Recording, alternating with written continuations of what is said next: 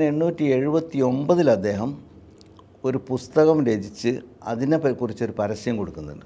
300 തെളിവുകൾ സമർപ്പിക്കാൻ വേണ്ടിയിട്ട് ആളുകളോട് പൈസ വാങ്ങുകയും വാഗ്ദാനം നൽകുകയും ചെയ്തപ്പോൾ ആ പുസ്തകത്തിൻ്റെ മുഖവുരയിൽ കുറേ കാര്യങ്ങൾ പറയുന്നുണ്ട്.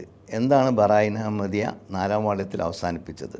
മുസ്ലിം സമൂഹത്തെ വെല്ലുവിളിച്ചു. പക്ഷെ മുസ്ലിം സമൂഹം അന്ന് പറഞ്ഞൊരു കാര്യമുണ്ട്, നിങ്ങൾ ഈ പറയുന്ന പ്രവചനങ്ങൾ, നിങ്ങൾ ഈ പറയുന്ന കാര്യം ഇത് തെളിയിക്കാൻ നിങ്ങൾ സന്നദ്ധനാണെങ്കിൽ ഞങ്ങൾ റെഡിയാണ്.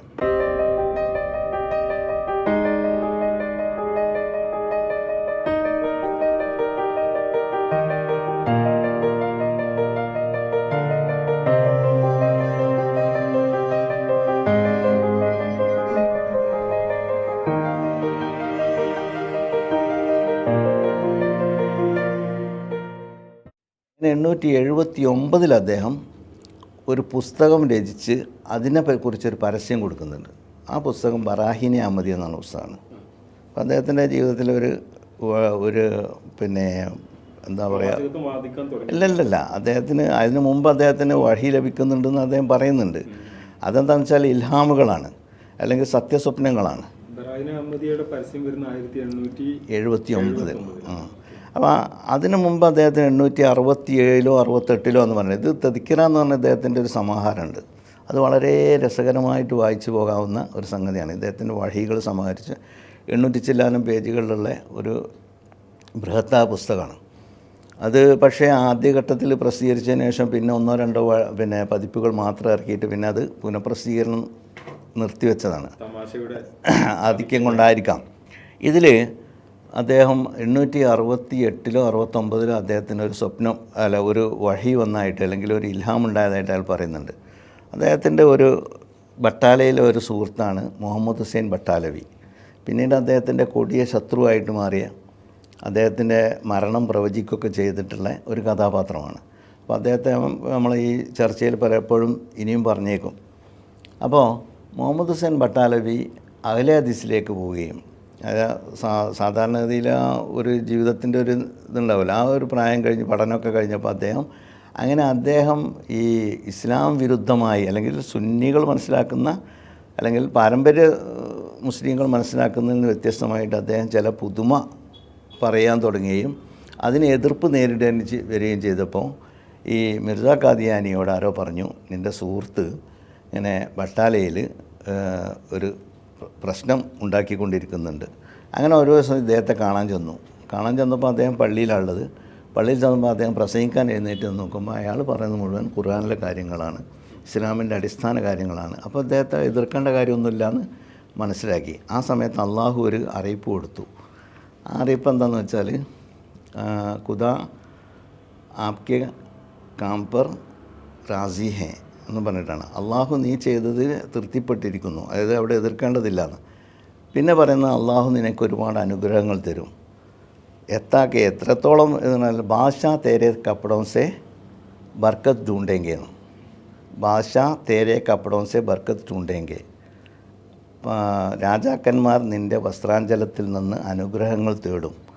അപ്പോൾ ഇതൊരു വലിയ പ്രവചനമാണ്, ജീവിതത്തിൽ വരാൻ പോകുന്ന ഒരു വലിയ സംഗതിയാണെന്ന് പറഞ്ഞിട്ട് അന്ന് എനിക്ക് അറിയിച്ചു തന്നതാണെന്നാണ് പിൽക്കാലത്ത് ബറായിൻ അഹമ്മദിയിൽ പറഞ്ഞത്, എഴുതിയതാണ്. അതിന് മുമ്പ് എവിടെയും രചിച്ചിട്ട് നമുക്ക് കാണാൻ കഴിയില്ല. അപ്പോൾ അന്നങ്ങനെ പറഞ്ഞു തന്നെ ഇത് ആദ്യത്തെ വഹിയാണെന്നാണ് ഖാദിയാനികളുടെ ഈ സീറത്തുൽ മഹദിയിലും പറയുന്നത്. അതേസമയം പിന്നെ ഹയാത്തെ അഹമ്മദിൽ എൻ അബ്ദുറഹീം സാഹിബും പറഞ്ഞത് ആദ്യത്തെ വഹി അതാണെന്ന്. അത് ഉറുദുവിൽ വന്നിട്ടുള്ള അതിൻ്റെ ആദ്യ ഭാഗം അവർ തന്നെ ഒഴിവാക്കി. ബാദ്ഷാ തേരെ കപ്പടോം സെ ബർക്കത്ത് ढूंढेंगे.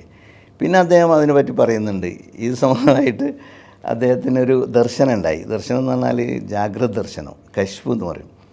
അതിൽ അദ്ദേഹം കുറേ രാജാക്കന്മാർ അദ്ദേഹത്തിൻ്റെ അടുത്ത് വന്നതും അദ്ദേഹത്തിൻ്റെ തുണിത്തല പിടിച്ചുകൊണ്ട്, പിന്നെ വസ്ത്രം പിടിച്ചുകൊണ്ട് അനുഗ്രഹങ്ങൾക്ക് വേണ്ടി കെഞ്ചിയതൊക്കെ പറയുന്നുണ്ട്.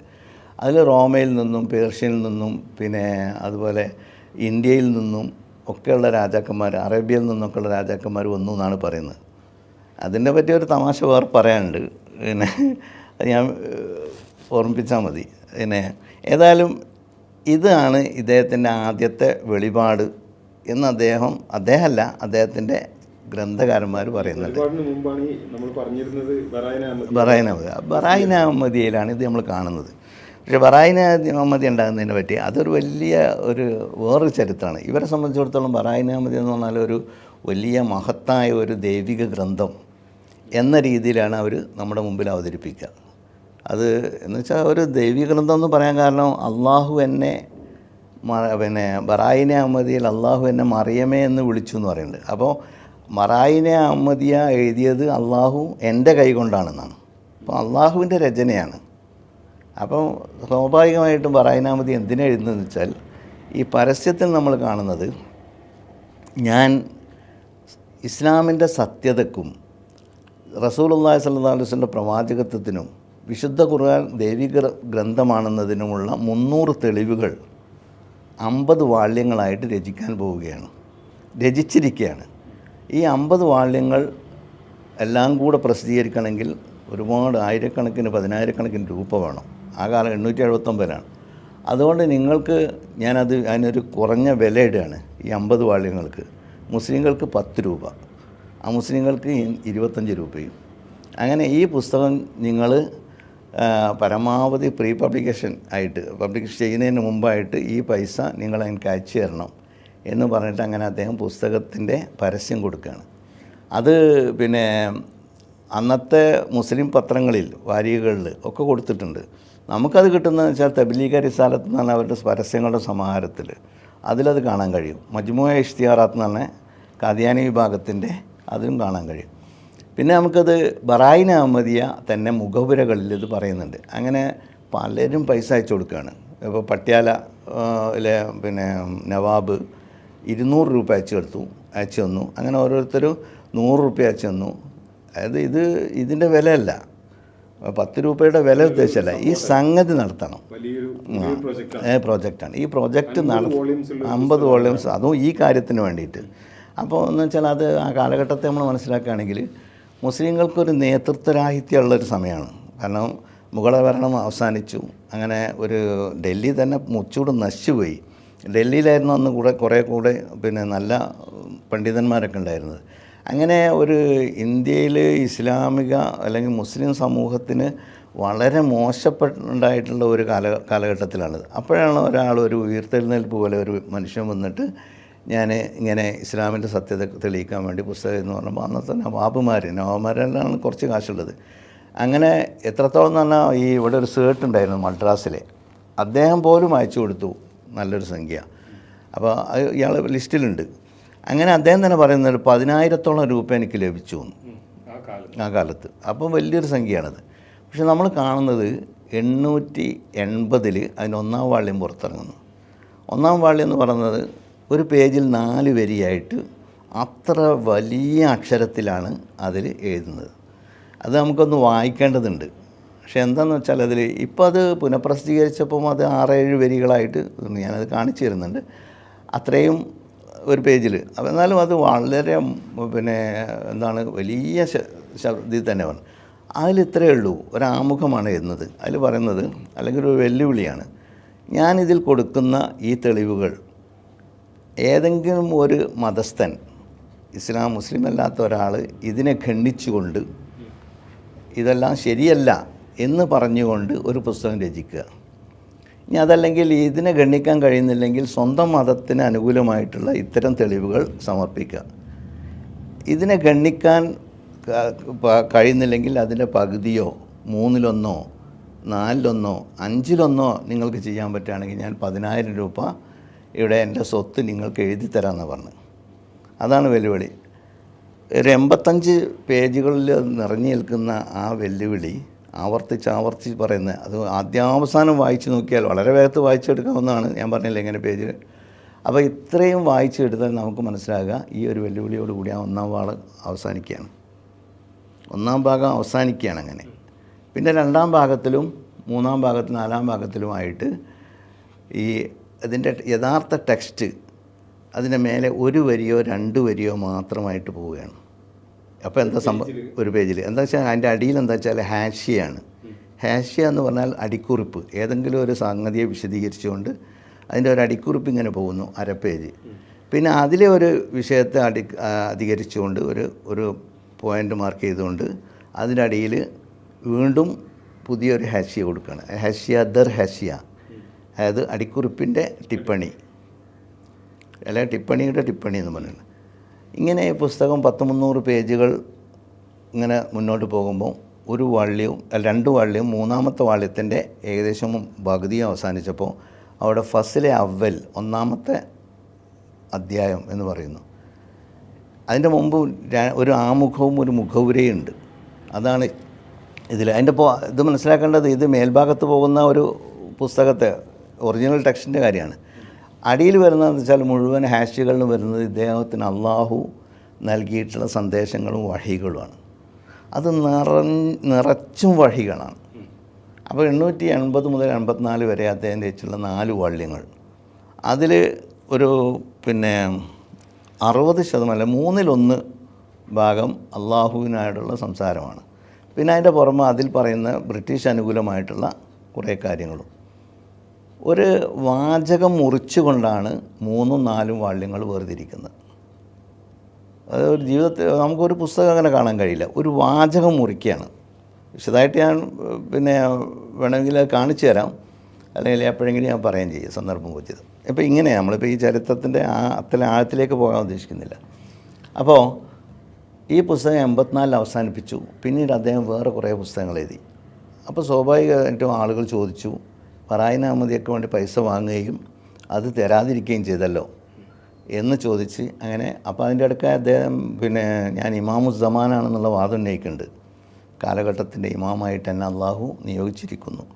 പിന്നീട് മുമ്പോട്ട് പോയിട്ട് ഞാൻ മുജദ്ദിദാണ് പറഞ്ഞത്, പിന്നെ മുഹദ്ദസാണെന്ന് പറഞ്ഞത്. അള്ളാഹുമായിട്ട് നിരന്തരം സംസാരിച്ചു കൊണ്ടിരിക്കുകയാണ്. ആ ഭാഗമാണ് ഫറായിൻ അഹമ്മദിയിൽ നമ്മൾ കാണുന്നത്. പിന്നീട് 87 ആയപ്പോൾ അദ്ദേഹം മഹ്ദി വാദം ഉന്നയിച്ചു. 887. 888 അദ്ദേഹം തൻ്റെ അനുയായികളോട് ബഴിയത്ത് ആവശ്യപ്പെട്ടു. അങ്ങനെ ബഴിയത്ത് വാങ്ങാൻ വേണ്ടിയിട്ട് ആദ്യത്തെ സമ്മേളനം നടക്കുന്നത് 1889 മാർച്ച് 23-നാണ്. അന്ന് ആ ദിവസം അദ്ദേഹം ബയ്യത്ത് ആവശ്യപ്പെടുന്നത് അഹമ്മദിയ ജമാഅത്ത് രൂപീകരിച്ചുകൊണ്ടാണ്. അപ്പോൾ അഹമ്മദിയ ജമാഅത്തിലേക്കാണ് ബയ്യത്ത് ചെയ്യുന്നത്. ഇദ്ദേഹത്തിൻ്റെ കൈകളിൽ ബയ്യത്ത് ചെയ്ത് ചേരേണ്ടത് അഹമ്മദിയ മുസ്ലിം ജമാഅത്തിലേക്കാണ്. അപ്പോൾ അഹമ്മദിയ മുസ്ലിം ജമാഅത്ത് സ്ഥാപിക്കുന്നത് അന്നാണ്. എന്നാൽ അന്നും അദ്ദേഹം ഈ മസീഹ് വാദം ഉന്നയിച്ചിട്ടില്ല. അങ്ങനെ 890 അവസാനത്തിൽ നവംബർ-ഡിസംബർ കാലഘട്ടത്തിൽ അദ്ദേഹം 2 പുസ്തകം എഴുതി. തൗലീഹെ മറാം, ഫത്ഹെ ഇസ്ലാം. അതിൽ അദ്ദേഹം ഒരു കാര്യം മുമ്പോട്ട് വെക്കുന്നു, ഞാൻ ഈസാ അലൈഹിസ്സലാം മരിച്ചുപോയി എന്ന്. പകരമായിട്ട് അള്ളാഹു മസീഹായിട്ട്, മസീഹിൻ്റെ സദൃശനായിട്ട് എന്നെ നിയോഗിച്ചിരിക്കുന്നു. അപ്പോൾ സ്വാഭാവികമായിട്ടും ഈ മുസ്ലിം സമൂഹത്തിൽ നിന്ന്, മുസ്ലിം പണ്ഡിതന്മാരിൽ നിന്ന് അത് ശരിയല്ല.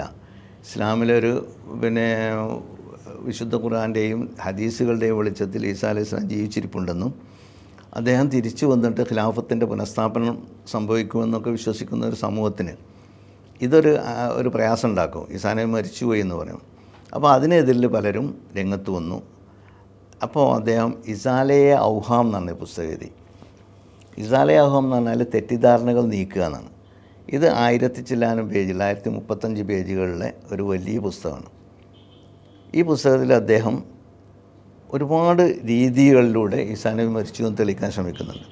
ഒന്ന് സാങ്കേതികമായിട്ട്, അല്ലെങ്കിൽ ശാസ്ത്രീയമായിട്ട്, അല്ലെങ്കിൽ പ്രകൃതിപരമായിട്ട്, പിന്നെ യുക്തിഭദ്രമായിട്ട്, പിന്നെ അങ്ങനെ അതൊക്കെ പറയാം അദ്ദേഹത്തിന്. പിന്നെ അദ്ദേഹം 30 ആയത്തുകൾ എടുത്തു ധരിച്ചുകൊണ്ട് ഈസാ അലൈഹിസ്സലാം മരിച്ചുപോയി എന്നുള്ള വിശുദ്ധ ഖുർആനിലുള്ള സാക്ഷ്യങ്ങൾ നിരത്തുന്നുണ്ട്. അവിടെ ഒരു പ്രശ്നം വരുന്നത്, അദ്ദേഹത്തെ അള്ളാഹു നിയോഗിച്ചിട്ടുണ്ടെങ്കിൽ അദ്ദേഹം എന്താ മനുഷ്യരോട് പറയേണ്ടത്? പുസ്തകത്തിൻ്റെ കംപ്ലീറ്റ് ചെയ്തിട്ടില്ലായിരുന്നു. മറ്റേ 4 വാള്യം ആയിട്ട് 50 വാള്യം ചോദിക്കാൻ തുടങ്ങി. അപ്പോൾ അത് ശരിയാണ്, അത് പൂർത്തിയാക്കാനുള്ളത്. അദ്ദേഹത്തിന് എന്താണെന്ന് വെച്ചാൽ, അദ്ദേഹം വേണമെങ്കിൽ അതിന് ശേഷം ഒരുപാട് പുസ്തകം എഴുതിയിട്ടുണ്ട്. ആ പുസ്തകത്തിനൊക്കെ ഫറായിൻ അഹമ്മദി എന്ന് പേരിട്ടിട്ട് അദ്ദേഹത്തിന് ആ സംഗതി സത്യസന്ധമായിട്ട് മുമ്പോട്ട് പോകാമായിരുന്നു. പക്ഷേ അദ്ദേഹം എഴുതിയ പുസ്തകം വേറെ. ഇപ്പോൾ നേരത്തെ പറഞ്ഞ മാതിരി ഇസാലെ ഔഹാം എന്നുള്ള പേരാണ്, അതിൽ വേറെ വിഷയമാണ്. അദ്ദേഹം ഉദ്ദേശിച്ചിട്ടുള്ള ആ കാര്യം ഉണ്ടല്ലോ, ഇസ്ലാമിൻ്റെ സത്യത തെളിയിക്കാൻ വേണ്ടിയിട്ട് അദ്ദേഹം സമർപ്പിക്കാൻ ഉദ്ദേശിച്ചിരുന്ന 300 തെളിവുകളെ അദ്ദേഹം പൂർത്തിയാക്കാതെ പോയത് ഈ 4-ാം വാള്യത്തിൽ അദ്ദേഹം ദലീൽ അവൽ എന്ന് പറയുന്നുണ്ട്, ഒന്നാമത്തെ തെളിവ്. ആ ഒന്നാമത്തെ തെളിവ് മേലെ 2 വരിയോ 3 വരിയോ ആയിട്ട് ഇങ്ങനെ എഴുതിപ്പോയപ്പം ആ തെളിവ് അവസാനിപ്പിക്കുന്നത് അപൂർണമായിട്ടാണ്. അവിടെ അവസാനിപ്പിക്കുക 4-ാം വാള്യത്തിൽ 300 തെളിവുകൾ സമർപ്പിക്കാൻ വേണ്ടിയിട്ട് ആളുകളോട് പൈസ വാങ്ങുകയും വാഗ്ദാനം നൽകുകയും ചെയ്തപ്പോൾ അദ്ദേഹത്തിന് ഒരു തെളിവ് പോലും പൂർത്തിയാക്കാൻ കഴിഞ്ഞില്ല. എന്നിട്ടാണ് ഈ പുസ്തകത്തിനെ വലിയ മഹത്വവൽക്കരിച്ചുകൊണ്ട് ഇവർ മുമ്പോട്ട് വെക്കുന്നത്. പിന്നെ ഈ പുസ്തകത്തിന്റെ പൈസ കൊടുത്തവർ ചോദിക്കുമ്പോൾ എന്താണ് അതിൻ്റെ മറുപടി നമുക്ക് അവിടെ ഒന്നും കാണില്ല.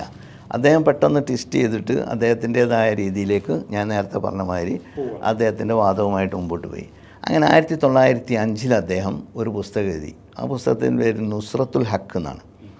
ഈ നുസ്രത്തുൽ ഹക്ക് എന്ന് എഴുതിയ ആ പുസ്തകത്തിൻ്റെ മേൽ അയാൾ വേറൊരു പേരൂടെ എഴുതി ബറായിനെ അഹമ്മദിയ ഹിസ്സ 5. ബറായിനെ അഹമ്മദിയുടെ 5-ാം വാള്യം. 1905 അദ്ദേഹം ഇത് പ്രസിദ്ധീകരിക്കുകയാണ്. അപ്പോൾ എഴുതുന്നത് അടുത്ത വർഷമാണ് പ്രസിദ്ധീകരിച്ചത്, 1907 പ്രസിദ്ധീകരിച്ചപ്പോൾ. അപ്പോൾ ആ പുസ്തകത്തിൻ്റെ മുഖവുരയിൽ കുറേ കാര്യങ്ങൾ പറയുന്നുണ്ട്. എന്താണ് ബറായിന അഹമ്മദിയ 4-ാം വാള്യത്തിൽ അവസാനിപ്പിച്ചത്? ഒന്ന് പറയുന്നത്, ഞാൻ അതിൽ അള്ളാഹുവിൽ നിന്ന് ലഭിച്ച വഹികളുടെ അടിസ്ഥാനത്തിൽ നടത്തിയിട്ടുള്ള ഒരുപാട് പ്രവചനങ്ങളുണ്ട്. ആ പ്രവചനങ്ങളുടെ പുലർച്ച ജനങ്ങളുടെ മുമ്പിൽ സമർപ്പിക്കാൻ വേണ്ടിയുള്ള കാലം. അപ്പോഴേക്ക് 20 കൊല്ലത്തിലധികം കഴിഞ്ഞു. അപ്പോൾ ഈ 20 കൊല്ലക്കാലം ഞാനത് ശ്രദ്ധിക്കുകയായിരുന്നു. അപ്പോൾ അതിൽ പറഞ്ഞ പ്രവചനങ്ങൾ, അപ്പോൾ അടിസ്ഥാന വിഷയം മറന്നുപോയി, അത് പൂർത്തിയായില്ല എന്നുള്ളത് സീറത്തുൽ മഹ്ദി എന്ന് പറയുന്നുണ്ട്. ഒരു ദലീൽ പോലും, ഒരു തെളിവ് പോലും പൂർത്തിയാക്കാൻ അദ്ദേഹത്തിന് കഴിഞ്ഞിട്ടില്ല. പിന്നെ പറയുന്നത് 2500 പേജുകൾ അദ്ദേഹം എഴുതി വച്ചിരുന്നു, അത് തീ പിടിച്ചു പോയി. പക്ഷേ അതൊക്കെ പിന്നെ പറയുന്ന ന്യായങ്ങളാണ്. പക്ഷേ ഈ 5-ാം വാള്യത്തിൽ പറയുന്നത്, ഒടുവിൽ അദ്ദേഹം പറയുന്നത്, ഇത് ഈ 5-ാം വാള്യം ये वही बराहीन अहमदिया जिसके मुतल्लक ये वोदा दिया था ये बताया എന്നാണ്. ചൂങ്കി അതിൽ പറയുന്നുണ്ട്, मैंने 50 जिल्द लिखने का वोदा किया था, अब 5 पर इक्तिफ़ा करता हूँ, चूँकि 5 और 50 पर सिर्फ एक नुक्ते का फ़र्क है और मेरा वोदा पूरा हो गया. അതിൻ്റെ അർത്ഥം അതായത് 50 വാള്യങ്ങൾ ഞാൻ എഴുതാൻ ഉദ്ദേശിച്ചിരുന്നു, ഇത് 5 വാള്യങ്ങളിൽ അവസാനിപ്പിക്കുകയാണ് ഇപ്പോൾ. കാരണം 5ഉം 50ഉം തമ്മിലൊരു 0ൻ്റെ വ്യത്യാസമേ ഉള്ളൂ. അതുകൊണ്ട് എൻ്റെ വാഗ്ദാനം ഞാൻ പൂർത്തിയാക്കിയിരിക്കുന്നു. ഇത് പറയുന്നതോടുകൂടി അദ്ദേഹത്തിന് എങ്ങനെയോ രക്ഷപ്പെടാമെന്ന് വിചാരിക്കുന്നുണ്ട്. അല്ലെങ്കിൽ ഇതിങ്ങനെ എഴുതി വെച്ച എന്തിനെന്ന് ഞാൻ ഒരുപാട് ആലോചിച്ചു.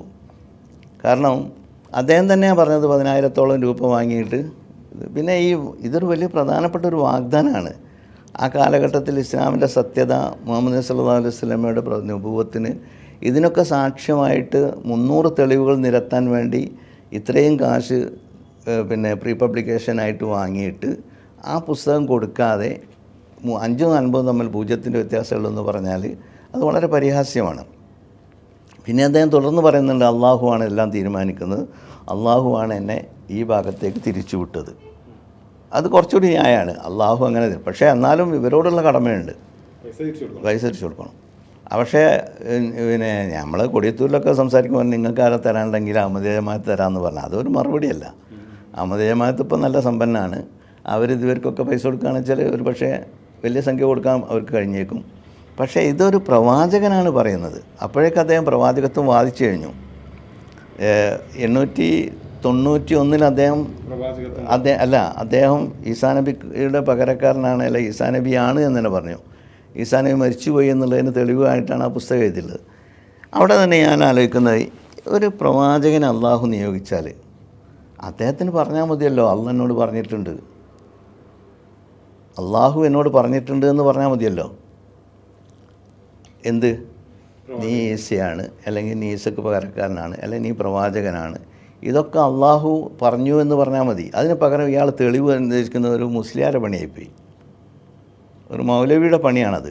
അതായത് ഖുർആൻ തരയിൽ, ഖുർആനിൽ ഈ 30 ആയത്തുകൾ ഈസാ നബി മരിച്ചുപോയി എന്നുള്ളത് തെളിയിക്കാൻ വേണ്ടി അദ്ദേഹം എഴുതാൻ തിരിഞ്ഞത്, അദ്ദേഹം ഒരു പണ്ഡിതൻ്റെ അല്ലെങ്കിൽ ഒരു മൗലവിയുടെ നിലവാരത്തിലേക്ക്, പ്രവാചകത്വത്തിൽ നിന്ന് ആ നിലവാരത്തിലേക്ക് താഴുകയാണ്, ഒരു മൗലവിയുടെ നിലവാരത്തിലേക്ക്. ഖുർആൻ അദ്ദേഹത്തെ സംബന്ധിച്ചിടത്തോളം ഖുർആൻ അദ്ദേഹം ത്തിന് പരാമർശിക്കാം. ഖുർആൻ എന്ന് പറഞ്ഞാൽ അങ്ങനത്തെ ഒരു ഗ്രന്ഥം ഇവിടെ നിലനിൽക്കുന്ന ഗ്രന്ഥമായതുകൊണ്ട്. പക്ഷേ അതിലിതുണ്ടെന്ന് തെളിവായിട്ട്, അദ്ദേഹത്തിൻ്റെ നിലനിൽപ്പിനുള്ള തെളിവായിട്ട്, അദ്ദേഹത്തിൻ്റെ നിയോഗത്തിനുള്ള തെളിവായിട്ട് പറയേണ്ട കാര്യമില്ല.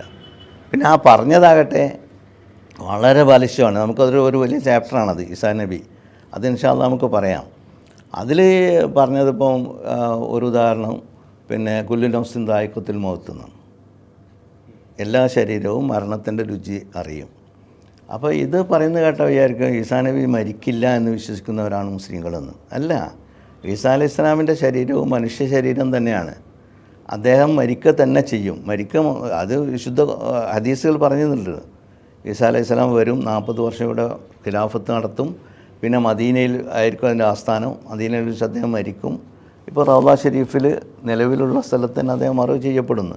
അപ്പോൾ അദ്ദേഹം മരിക്കും എന്നുള്ള ഉറപ്പാണ്. പിന്നെ കുല്ലു നഫ്സിൻ ദായിഖത്തുൽ മൗത്ത് ഇതിന് തെളിവായിട്ട് പറയേണ്ട. പിന്നെ കാന യൗക്കുലാനി താണെന്നുള്ള വേറൊരു ആയത്ത്, അവർ രണ്ടുപേരും മസീഹും മാതാവും ഭക്ഷണം കഴിച്ചിരുന്നു. അപ്പോൾ ഭക്ഷണം കഴിക്കുക എന്നുള്ളത് മനുഷ്യപ്രകൃതമാണ്. അദ്ദേഹം അവരോട് അത് മരിച്ചുപോയി എന്നാണ് പറയുന്നത്. ഇപ്പോൾ അവർക്കിടന്ന് ഭക്ഷണം കിട്ടും ആകാശത്ത് നിന്നാലെന്നൊക്കെയാണ് ചോദ്യം. അപ്പോൾ പിന്നെ അത് വേറൊരു ഏരിയയാണ് ഞാൻ പറയുന്നത്. അപ്പോൾ അങ്ങനെ അദ്ദേഹം ഒരു 1900 ആവുന്നതോടെ ഒരു എസ്റ്റാബ്ലിഷ്ഡ് പ്രവാചകനായിട്ട് അദ്ദേഹം സ്വയം മാറുന്നുണ്ട്. എന്നിട്ട് അദ്ദേഹം ഒരു സംഘടന ഉണ്ടാക്കുന്നു. അതിലേക്ക് ആളെ ബയ്യത്ത് ചെയ്തുകൊണ്ട് ഈ സംഘടന 1908 മരണം. 1908. അതെന്താ സംഭവം വെച്ചാൽ ഈ അദ്ദേഹത്തിന് ഈ 879 880 അദ്ദേഹത്തിൻ്റെ ഒരു വഴിത്തിരിവ് വരുന്നുണ്ട്, അല്ലെങ്കിൽ അദ്ദേഹത്തിൻ്റെ ഒരു നാഴികക്കല്ല്. അടുത്തത് 891 അദ്ദേഹം ഈ മസീഹ് വാദം ഉന്നയിക്കുന്നത്. അങ്ങനെ വന്നിട്ട് അദ്ദേഹം മുബാഹല വെല്ലുവിളിയൊക്കെ നടത്തുന്നുണ്ട്. അതിനെയൊക്കെ മാലാത്ത ഇസ്ലാം എന്നാണ് പുസ്തകം എഴുതി 1892. അതിൽ അദ്ദേഹം മുസ്ലിം പണ്ഡിതന്മാരെ മുഴുവൻ മുബാഹലയ്ക്ക് വെല്ലുവിളിക്കുന്നുണ്ട്. അത് പണ്ട് പ്രവാചകൻ നജീദ് നമ്മളന്ന് പറഞ്ഞല്ലോ. അപ്പോൾ അതിനെ തന്നെ ഒരു കോപ്പി ചെയ്തുകൊണ്ട് അതേ വാചകങ്ങൾ തന്നെ ഇദ്ദേഹത്തിൻ്റെ പുസ്തകത്തിൽ കാണാം. അതേ വഴി തന്നെ അദ്ദേഹത്തിന് ലഭിച്ചു. എന്നിട്ട് അദ്ദേഹം മുസ്ലിം സമൂഹത്തെ വെല്ലുവിളിച്ചു. പക്ഷെ മുസ്ലിം സമൂഹം അന്ന് പറഞ്ഞൊരു കാര്യമുണ്ട്, നിങ്ങളീ പറയുന്ന പ്രവചനങ്ങൾ, നിങ്ങളീ പറയുന്ന കാര്യം ഇത് തെളിയിക്കാൻ നിങ്ങൾ സന്നദ്ധനാണെങ്കിൽ ഞങ്ങൾ റെഡിയാണ്.